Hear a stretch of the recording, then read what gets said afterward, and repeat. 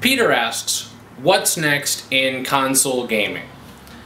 I think the obvious next step in console gaming is making the optical disc drive optional. We're certainly seeing that Steam and Electronic Arts Origin are making downloadable games the norm for PC and Mac, and for the most part I can't tell you the last time I actually bought a physical copy of a PC game. I've just been downloading them via Steam, or I haven't tried Electronic Arts Origin, but I would see that I would use that. Xbox has been doing this with Xbox Live Arcade, and they've been doing it with a lot of the classic games. For the Xbox, this makes a lot of sense because their games all come on shiny discs, so they're only up to 9 gigs, which is big, granted, but you can get a 240 gig hard drive for your Xbox, so you can have 24 games sitting on your Xbox at any given moment. And really, when was the last time you needed to pick between 24 games?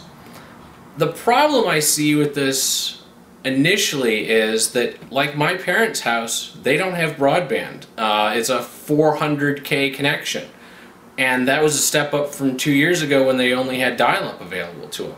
So downloading a 10 gig game or a multi-disc game would be, you know, an adventure. It would take days to download the game. So I just don't see that it being the only way of getting the games, but I think that people who have broadband may be able to opt out of having the shiny disc drive.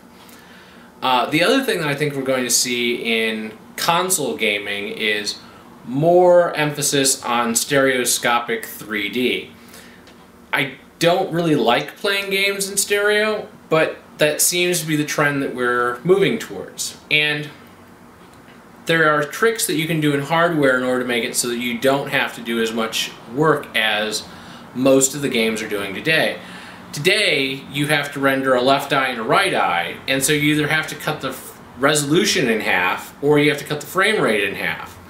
But there are tricks that could be done so that you used what's called the Z buffer in 3D that says this is how far away the object is in order to calculate the depth of the objects. And while you wouldn't get the amount of ocular occlusion that you'd get from the actual doing the 2-eye calculations, you could probably get about 98% of the way to the 3D feel, and you could do it with no cost to the frame rates, which would be a very big step up from, you know, what we've got now. And when you play Call of Duty in 3D, it kind of lags. It isn't as smooth as it could be, and the resolution is cut in half, which is not the most fun because the game doesn't run at 1080p already. It runs at some lower resolution. I don't know the number off the top of my head, but I think that we'll see those kinds of changes. I also expect that we're going to see a lot more integration with Comcast and RCN and AT&T Uverse and other television platforms.